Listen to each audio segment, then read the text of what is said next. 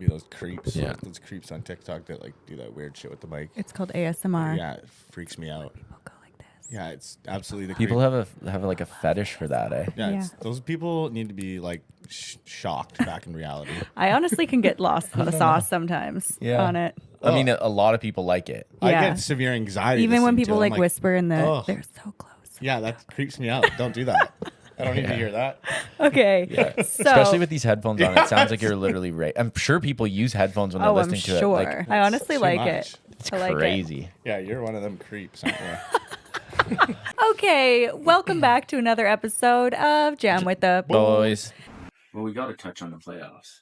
Okay, you guys can. All right. Well, this is the first podcast and we're rolling. So Sounds tell good. us about your bet. I was cheering for the Oilers the whole time, but since working at the bar, you have to kind of like put on like a face that you're cheering for Vancouver so that no one at the bar really gets pissed. Right. But secretly, the whole time, I was like, the Oilers would score, I'd be like, oh, boo. And then the manager like found out that I was a Oilers fan, and Since when did you become an Oilers fan? probably a couple years ago, I've always been a McDavid fan, Yeah. but I've never been a Vancouver fan. So if I could cheer for any, it's like the same with Brady. If my team's out, Who was your team before the Oilers? Let's say a couple years San Jose ago. Sharks have always been my team. Right. But they They suck. suck. Yeah, they're the worst. But they got the first overall pick, so I'm pumped. So Yeah. you're gonna bandwagon back? Well, if my team isn't in the playoffs, I just cheer for my favorite player, and that's McDavid. Right. So, because I've never ever been a Vancouver fan ever since we torched our city to the ground. I think the fans are the worst. Yeah. So, Ooh, that's gonna get some hate. yeah, well, the city did. Everyone did burn the city to the ground. So Yeah, they did. That's on them, not me. I wasn't a part of it. So I was there for I it. was just a spectator sport. I was actually down there at the time. I was at the viewing party right outside the rink, and I saw the first car get lit on fire. It was like almost before the game even ended. They were like rocking this car beside the bank, and I could see like fans rocking the car. And next thing I know, the car was on fire somehow. They lit it on fire, and I'm like, oh shit, we gotta Get out. get the fuck out of here. And I was dating this girl at the time, and her uncle was Mark Recchi. So right after the game, we were together. I had a Luongo jersey on, and she got a call from her dad, who was actually at the game, and they're like, well, we're gonna go down on the ice like with Mark. I had to go to the run to her hotel room at the time where her family was staying, take my jersey off, and Swap put it it in the out. hotel room, and then we went down. And by the time we were walking back down to the rink, there was like, it was pure chaos. Right. And then we went into the rink, we went down onto the ice. I just like kind of sweet talk our way into it because the security wasn't going to let us in. And I'm like, listen, this is her uncle. Like, this is a once in a lifetime experience. Like, this doesn't happen every day. You understand that, right? He's like, yeah, I get it. And he's like, is anyone can vouch for you? I'm like, dude, the guy who's going to vouch for us is literally probably about to hold the Stanley Cup. He's going to be one of the first people to hold it. We want to be on the ice with him. And finally, somehow they let us in. Wow. I don't know if I'm outing some security guards. But That yeah, would not happen now. They let us. I don't think it would happen now. It's tight now, especially after what happened on the streets after that. Yeah. Literally like a doomsday movie. I Yeah, know. it was I was there. crazy. People were like breaking the like Sears at the time. It was Oh like yeah, breaking just all the, vandalizing everything. Yeah. stealing all the bags. When we came out of the rink Such after all the morons. partying and stuff in the dressing room, it was chaos. We came out with like just the family of the Reckies and like my girlfriend at the time and her family. We had to take our sweaters off to like wrap the kids' faces because there was so much tear gas like all around us. That's so crazy. Yeah, it was pure chaos, and they had at that point they had locked the bridges down too, like all the bridges. Like No one's getting no in. one can get into the city. It was only people can exit the city. So anything into this Vancouver, for people who don't know, Vancouver's an island, Yeah. basically. So Yeah. you can only get to it by bridge. There's like 4 bridges that you can get to this Yeah. little island, and all of the out was shut down. Or sorry, the in was shut down. So crazy. Yeah. And I remember just seeing on the news the next day, like people just going wild. It was Yeah. nuts. It was game 7, right? Yeah. Yeah, they blew it. Like it was a 3-1 series lead or something, and they were up. I think they were up 3-1. 3-1. Yeah. And they were up a couple goals, and then Boston just came back and beat them in game 7. It was like on their away game. I remember watching game 1 and game 2 at one of the viewing parties on Granville Street, and it was nuts, insane. And I remember thinking to myself, because we won the first 2 games at home, I'm like, damn, I hope that they lose one on the road So they can win at so they home. can win in game 5 on like at home. And like that was just not the case.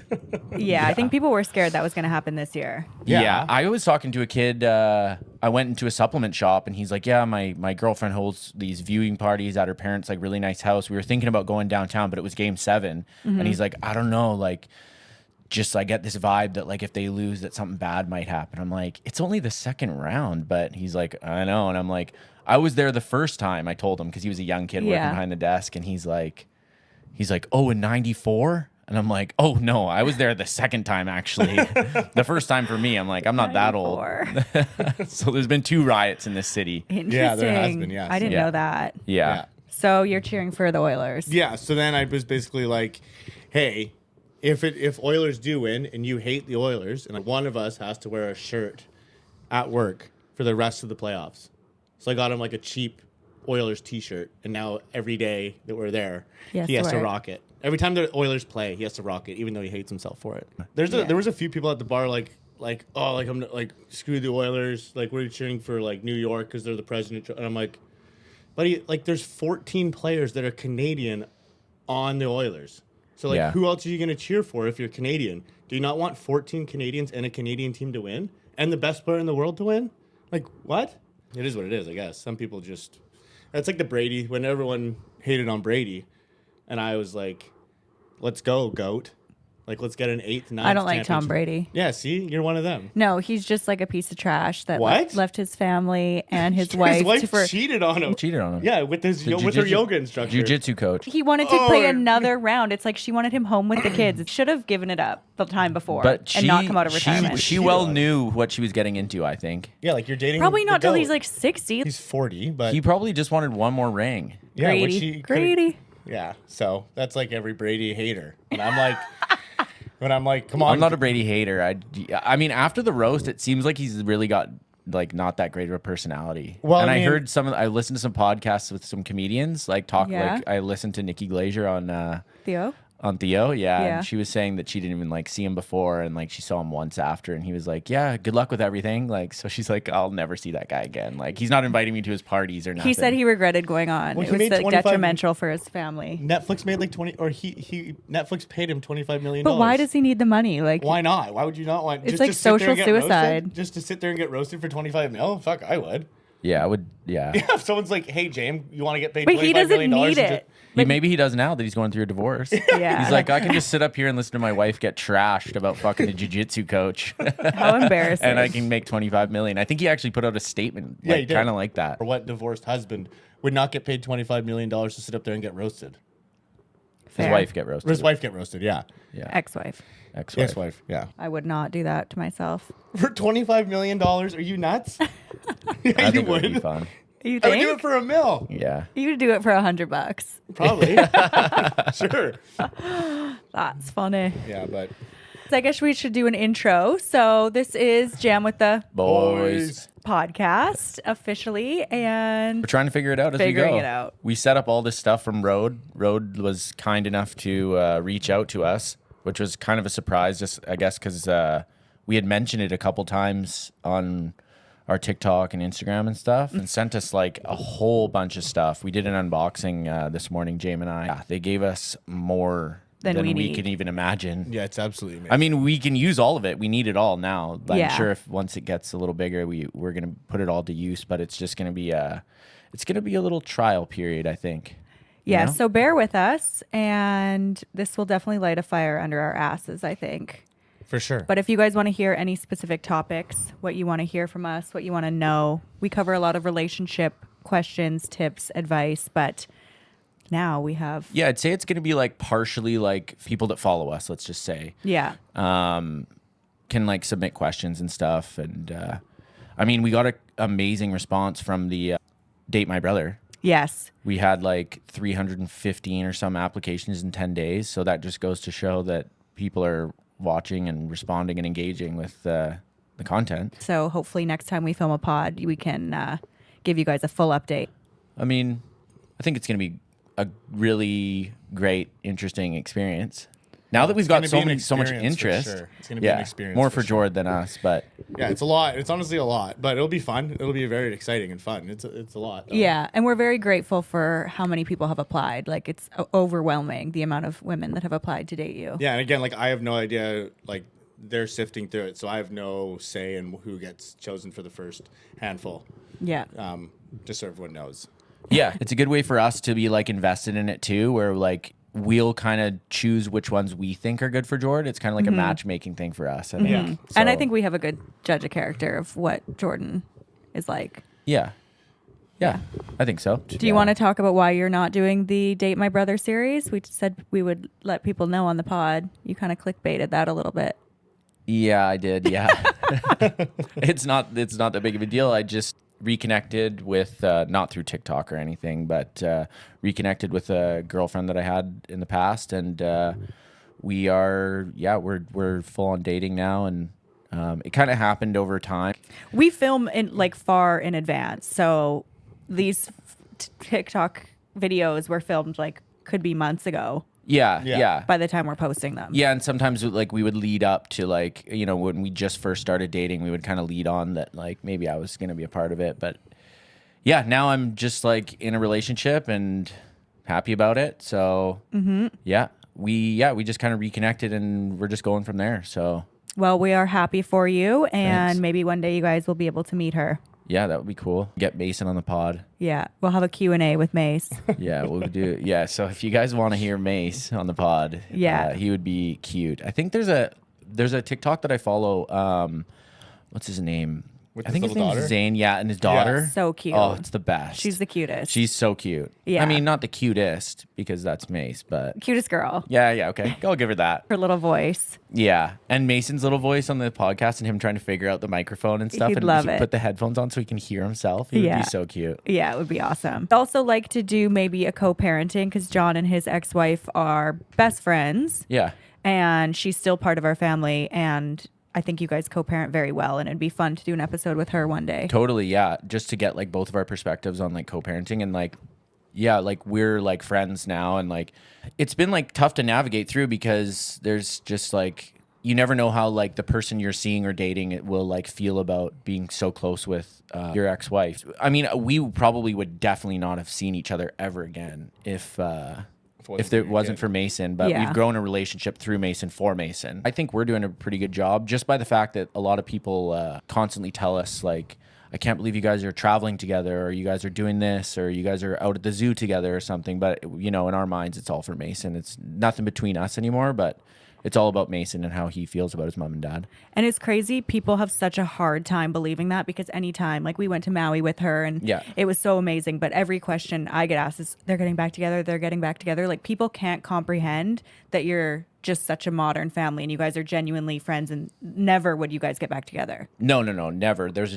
zero chance On of us both ever ends. getting back. Yeah. She's on the same page, and I think that's why it works so well because like she'll like tell me about like, you know, maybe someone she's dating or someone she's seeing or you know, whatever. Yeah. And there's an open line of communication about that stuff too, which is kind of nice, you know. And like, yeah, people can't believe that like You're just friends. just friends or like that we are able to coexist like that for our son. Yeah. It's awesome. So we'll have her on here. Her name is also Jamie. So Yeah, that's fun. can we jam with the boys? Jam with the boys. And you've moved up to Whistler? Yeah, moved to Whistler. New jobs, new place, new apartment, same dog. Just working tons. So You like it up there? I love it. It's one of my favorite places to live.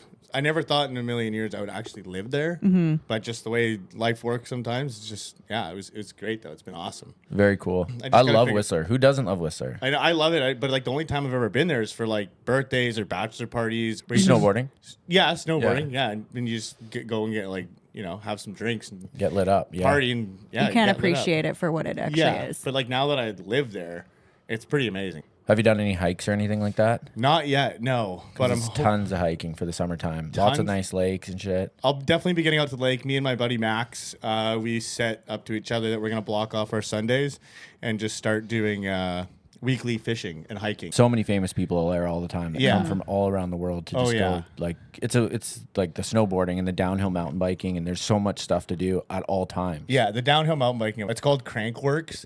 It's absolutely madness, and I'm very excited. When is it? I think it's August long for some reason. Yeah, I think it is. But they're It's starting such to a build vibe. the downhill jumps for it now, and it just looks like the scariest thing ever. Like I could never do that. Today, we are going to be asking a few questions, hot topics. Picking battles. Let's discuss, what does it mean to pick battles in your relationship, and why is it important to choose which to address and which to let go?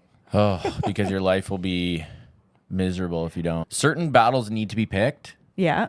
because if you don't address them, I find that it's just a continuous cycle. Like you'll just get caught up in your relationship being like a continuous cycle. So like I think addressing them, if the person's responsive to it, hopefully you don't have to address it again. What about you? There's a lot of stuff that like doesn't really phase me. So if it is to the point where like concern to me or like has a significant impact on my life, then I'll address it. I mean, if it phases my partner and she wants to have a conversation about it, I'll have a conversation about it. But most of the time, like, okay.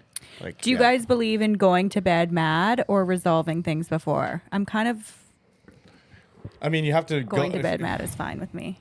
You like going to bed, man? I just think that I need You can space. sleep like a baby, eh? Like mad? That's a psychopath. No. I just mean like not everything has to be resolved in that moment. Like if we have a fight at night. But you still go to sleep in the same bed if you're like together. Yeah. But it's like if I, Like you don't sometimes just I like need run to. away to like someone else's house. No, and be no. like- I think if you feel that way, you should probably voice it. Like, What? hey, listen, like we're not going to figure this out tonight. Like, For sure. let's just go to bed. Let's sleep on it. Let's get up in the morning, and tomorrow's a fresh day. 100%. Not just like shut them off and then like because I think that's kind of what the whole like not going to bed mad is, because you're not at that point. You're not really going to bed mad. You're just kind of like both agreeing that you're going to sleep on this and just Chat cooler tomorrow. heads will prevail in the morning. Yeah. I think that's necessary to have a cooler head. Yeah, and Yeah. if you guys like don't live together, then that's a great idea. But I think if you live together, like one can't just like leave the house No. and be like, I'm gonna go stay with my girls. We'll talk about this later. It's like, well, what the fuck? Like, no, we gotta. You're still lit. We're still together, unless it's like an absolutely banger of a fight. Right. Where I don't think leaving is necessary. No, that's what I'm. That's Jordan had mentioned on a previous post that he's never lived with someone. You're mean, always leaving. well, no. I just always have my own place. They usually just live with their parents because. That's just the way they are, I guess. It's the way like, some girls are. They just don't like to leave home. I like to solve it, but if we agree to like, let's just sleep on it and talk about it tomorrow, then I'm fine with that. But I don't like to go to bed angry. Right. So I'd like to try and figure it out before I go to bed. I think for me, it takes a lot for me to get angry. So, Yeah, me too. you know. So if I'm really pissed off, I want to figure out why. But what do you guys think the strongest quality that a human can have, like emotionally? Empathy, Oh, that's really good. maybe. Yeah. Loyalty? Okay. That's good too. Yeah, like if you get into it, like people can have their, differences and go through shit and do whatever. But as long as you like at the end of the day, like still have each other's back, I think loyalty is a big one. I was going to say being able to control your emotions, I think is very, very telling of a human being. Yeah. Yeah, empathy for me. And you can't teach empathy. You either have it or you don't. You can Or learn loyalty. You think? You can learn it on your own, I think, but I don't necessarily think you can teach it. Do you feel like you've gained more empathy as you've gotten older? Yeah, I think you can grow and learn how to be more empathetic, but I don't necessarily think you can teach someone to be empathetic. You might be able to show them. What do you think has made you more empathetic? Is there certain situations? Maybe hard times and difficult situations maybe make you more empathetic. Just like not having the same mundane experience day to day. You're like kind of going through different things. I've always tried to put myself in other people's shoes. You think traveling helps with that? Like seeing different cultures and how different cultures live? Not for me. I'm never really like traveling and like looking at Well, how when we were in empathetic- Bangkok, it definitely made us appreciate. Yeah, but that's a different sort of emotion, I think. Appreciation is different than empathy. You don't think we had empathy for those people on the streets and stuff? No, I don't think so. I mean, maybe you did. I think empathy is different for everyone, but like they just seem so happy. It almost feels like an insult if I was empathetic to them, because they were like, it seemed like a lot of those people who had not, or that were working so hard or had not as much as like someone in North America might have, were very happy. Yeah, that's So- true. So I wasn't necessarily empathetic for them. So let's chat about the multi-box theory. So we have talked about the 3 boxes. So if you go see one of our old videos, we talk about men placing women in one of 3 boxes when they first get to see them for the first time ever. So this guy, he has a theory. His name's Anmar White. He's a dating coach. He said that there's actually 5 categories that men put women in. The bottom is desperate girl. She's trying to get him to like her, and he doesn't have to work for her, so she is constantly chasing him, trying to get his attention. You guys have had those before? Sure. Number 2, the good time girl. He's not trying to show this girl off. You're just there for a good time. Experience that? Yep. 3, the good enough girl. He's settling with this girl. You know you're in this category if he isn't doing nice things for you. The 4th girl is the dream girl. He's excited about you. He's aligned with you. This is wife material. But the 5th one can get a little bit tricky. It's the out of his league girl. This is the most dangerous because he's using you. This is what Anmar White said, not me, is to bring himself up to your level, but will resent you and end up trying to humble you and even perhaps cheat on you. That's interesting. Very. Why would you try and cheat on a girl that's out of your league? Because it's an ego thing, I think. I don't know. I guess it kind of depends on the way you think of someone being out of your league. Yeah, I think being out of your league is such a perception for like an individual. You know what I mean? Yeah, very nuanced. I don't know. It's hard to put into words, but maybe just attractiveness. Yeah. You're just trying to do it because of their attractiveness, and maybe their physical attractiveness, where you're like being put on a pedestal because, oh, that's your wife, or oh, that's your girlfriend. Like, wow, like good for you. Right. You know, guys are always like, wow, Yeah. good job. Like you outkicked your coverage on that one, you know? Right. But Maybe they don't actually love her deep down. yeah, maybe they don't have a connection with her. Yeah. You know what I mean? So then that's probably why they go and cheat, because she's just a status symbol anyways. It's so sad. Yeah, I mean it is, but that's why it's so important to Have a personality? to have a personality, yeah. Yeah. To like gain that experience connection. things and like go through similar things and just create a connection instead of just basing it on physical attraction. I think that's a lot of the world these days. I mean, don't get me wrong, a lot of relationships start because of the physical attraction, but you have to grow it into something more. Yeah, 'cause there's a lot of doorknobs out there. Do you guys have any insecurities? Is it possible to overcome them? I mean, when I was younger, I was a bit of a chunky boy. I was a chunky boy. Yeah, well, You're really expecting a reaction out of us there. we eh? know. No, we know. We were there. Yeah, I remember when John used to freaking flap my tit. Like literally flick it like this. So that caused a little bit of a Stop emotional it, he damage. did? Yeah, he'd walk by me and flick my tit. So yeah, that caused a bit of emotional damage when I was. It's growth, baby. Yeah, so that. Look at you now. Yeah, look at me now. So Maybe if I didn't do that, you'd be like, Still oh, be this fat? is okay. Still be be fat. chunky. yeah, maybe I should just do that to every fat person No one I can- see. no one can flick my tit now. Yeah. How old were you? I think it was when I was talking to Mom about this, because I know John when John must have been like training, like taking hockey training a bit more serious, and Dad got him a professional trainer that would like come to the house. Yeah. Mark And- St. Jules, shout out. Yeah, shout out Jules. I remember like just started like watching, and me and Mom started to go for runs in the morning. So that's when I kind of figured like I'm out of shape. Is How that old Mom were was you? getting up early in the morning when I was like in elementary school to like take me for runs because I was like that big.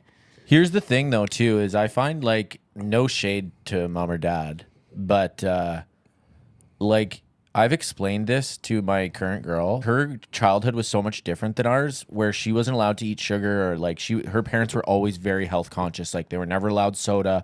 Like they never went to McDonald's. If they went to McDonald's, it was like a very rare occasion. They were only allowed to eat fries. And I'm like, damn, like I was eating like no exaggeration, like a half a box, like big family size of Frosted Flakes. Oh God. Tony the Tiger.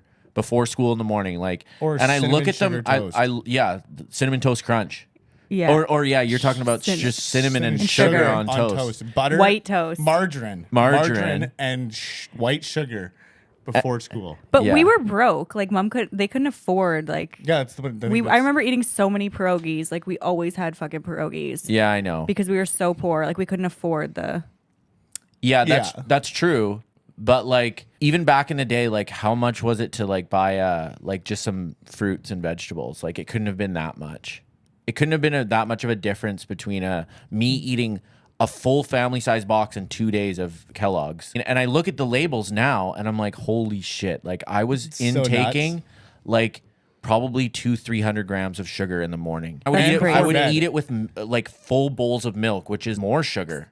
It was insane. Yeah, how much all the boxed food we ate too, like literally Processed. crushing a box of taquitos, boxes of taquitos and boxes of pizza, and what are those called? The bagel bites. and Bagel bites, chimichangas. yeah. Just- Bagel bites every day after school was bagel bites. Yeah. Yeah. I remember having grilled cheese in a bag. Yeah. Wonder Bread. And you put it in the microwave and it makes the grilled cheese. Yeah, and it's just so bad for you. And mom to this day, she'll be like, "Oh, I got wings for you guys," and like absolutely love her to death. But like, you can just go buy wings that are not processed. You buy the wings from M&M Meats and you look at the ingredients and there's like 25, 30 ingredients. It should just be one ingredient. with Chicken. Yeah. and then just salt and pepper and hot sauce, or we'd make it at home. I had this conversation with her when I was in London last week because her partner, he's saying that he's gaining weight. And I said, that was me when I lived with her too, because she always has crap in the house. Like, don't buy it. And I won't eat it. Yeah. You know? Yeah, constantly. And she loves, and like I've inherited the trait from her, I think, is basically we like to feed people. Yeah. And food makes people happy.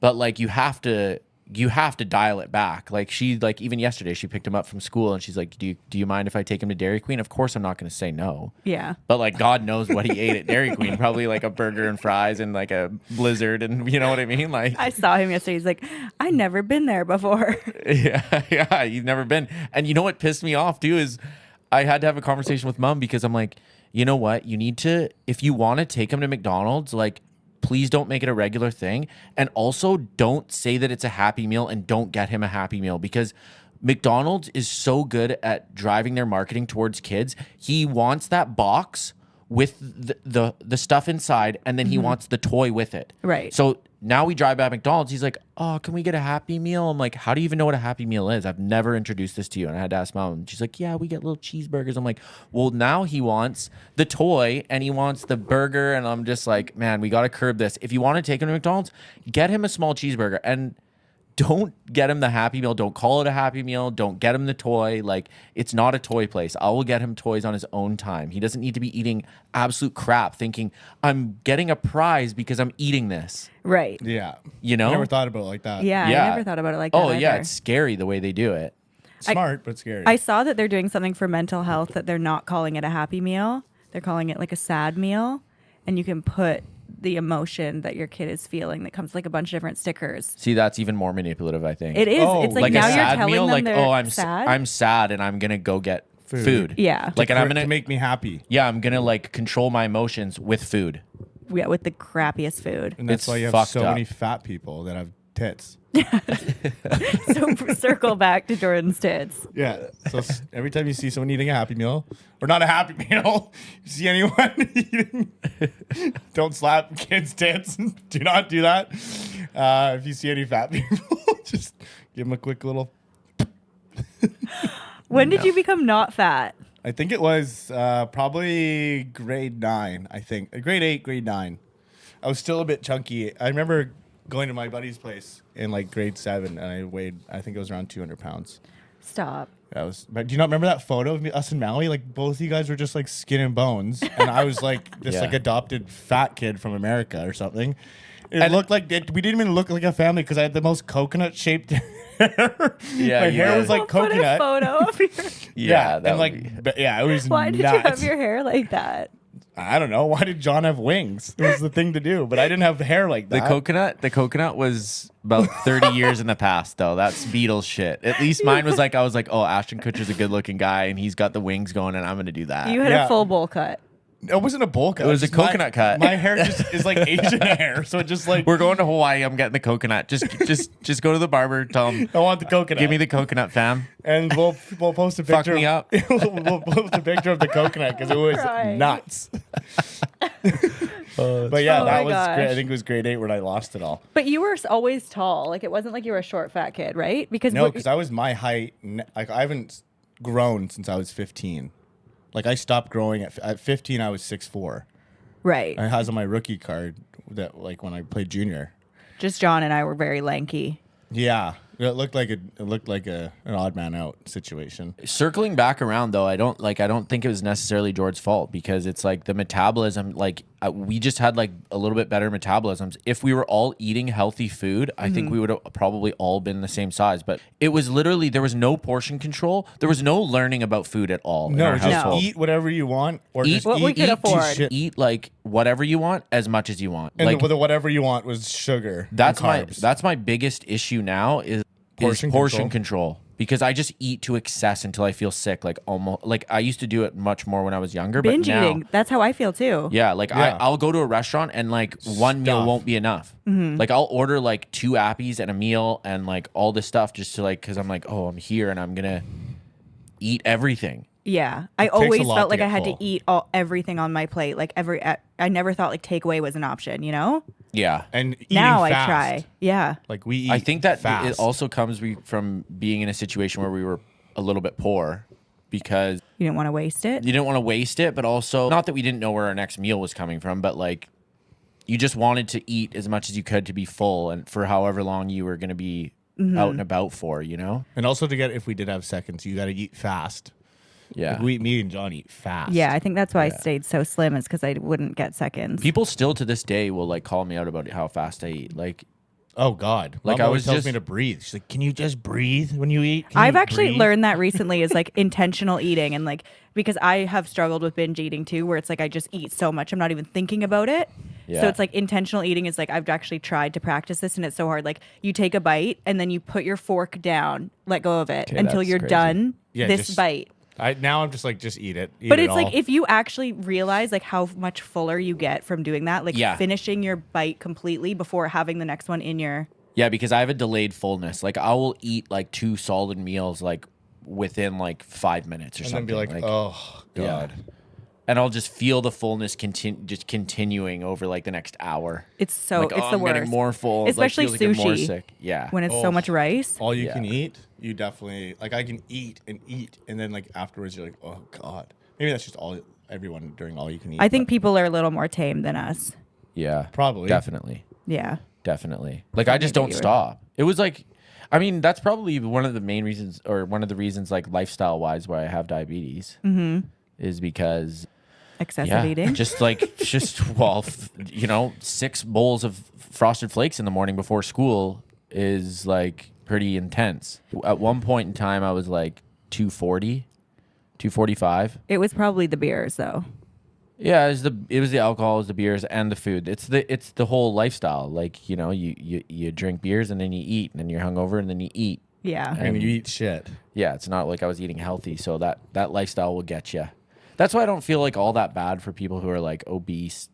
Like there is a way. Like Oh God. people yeah. say they don't have time. I don't have time to work out. I'm a mom, blah blah blah. Like I have a child and I'm a single dad, and I get to the gym every day, and there's like childcare programs, and you can go early, and Or if you just choose to eat like shit and just choose not to work out, or choose to get in your car and drive a block to go get your fast food instead of walking. But people with obesity, I don't think they have that switch kind of like us where it's like you never get full, like you're never, ever full. And that's why Ozempic has been so Yeah. helpful to people that are actually obese. It's so helpful. did you in see the new Hollywood. thing about Ozempic? No? I saw a couple doctors talking about it, and it's increasing fertility. Is it? It's blocking.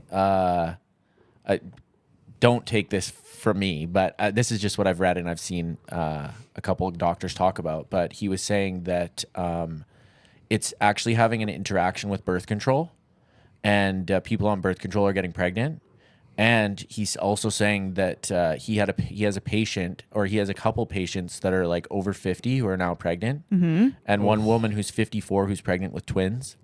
Stop it. And they're like, it's like a direct, like I don't know exactly, like I said, like maybe not a direct correlation, but all of these people have in common that they had or are on Ozempic. Wow. Yeah. Yikes. So increased fertility and birth control blocking. Yikes. Side effects. Be careful. Be careful out there, fam. Be careful. Double wrap. Yeah. Would you have gone on Ozempic when you were a kid if that was an No. option? You wouldn't have? No. If What? my parent, because if mom and dad were feeding me Ozempic as a kid, I would now be really concerned about our parenting. Yeah. Like I'd be like, "Whoa, you actually thought I was like out of control fat?" which I was. But just get him a Yeah. personal trainer and stop feeding him shit. Yeah, that's what I'm saying is look at Mason. Like Mason has arms on him, Yeah. and shoulders on him, and like he's jacked. Yeah. And that's from like literally doing things. Like he's on his bike almost all day. If he's not on his bike, he's on the ice playing hockey. If he's not on the ice, he's on the soccer field playing soccer. He's at the kickboxing gym with me, punching the bag. It's just a lifestyle that you live, and he's not, like we just said, like we're not going to McDonald's. Mm-hmm. We're like, if we do go get a burger, we're going to A&W because it's like no hormones in their beef, and like it's like a healthier alternative to like the Kid standard has a fast great food. palate too. Like he can eat anything. Like, Yeah. he likes like everything. Yeah. Like everything healthy that most kids would like be like, oh my God, I've never eaten that. Yeah, it's just introducing it. Like we were very limited. White pasta, white bread, white rice. That comes Yeah. from not having that much money. Yeah. And I think that like changed too. When Dad did get money, we started going out like to nice dinners and like eating some nice things, right? Or nicer than we were used to. When but it we was were like young. rich food, Yeah. Oh yeah. not like healthy. Yeah. No. Dad's still like to this day, like he'll cook like a pasta dinner for us if we go over there, and then he'll pull out like a fucking thing of cake. And I'm like, I can't eat that. Like, I could barely eat this pasta, man. He's My such blood his sugar's dad at in that 30 point. right now. He's Yeah. so open in that sense. Like, I'm like, why? Did we have desserts growing up? Not really. No, I think, there was an Omanopa thing where they just have cakes or cookies at yeah, all I think times. it's a Dutch man in his old age, just like eating like cheese and then like Pounding whatever your he gullet. wants, and then something sweet at the end. Girl dinner. Yeah. I'm a sweets girl now. I need something sweet after every meal. Oh, you do? Yeah, I Do you don't know. try and get like a sugar alternative, or are you just pounding back the sugar? Try and like limit it, but like I need like even just like a piece of chocolate or something. Me too. I get the keto chocolate, so like Oh. like 2 grams. Like you've probably seen them. They're in the like the resealable bags, and you rip the top off, and they're like the peanut butter cups or the Oh, coconut yeah. cups Oh, or okay, the yeah, lemon yeah. cups. I absolutely live for those. Yeah, I'll those like are 2 or good. 3 of those after dinner. Yeah, I need something though. There's Yeah. this place right beside my house in Whistler. It has like this whole keto section. And I found these keto cookies. And oh my God, there's like 2 grams of sugar in these like cookies. Mm-hmm. And they're like pretty decent sized cookies. Like they're not just like small little guys. They're so good.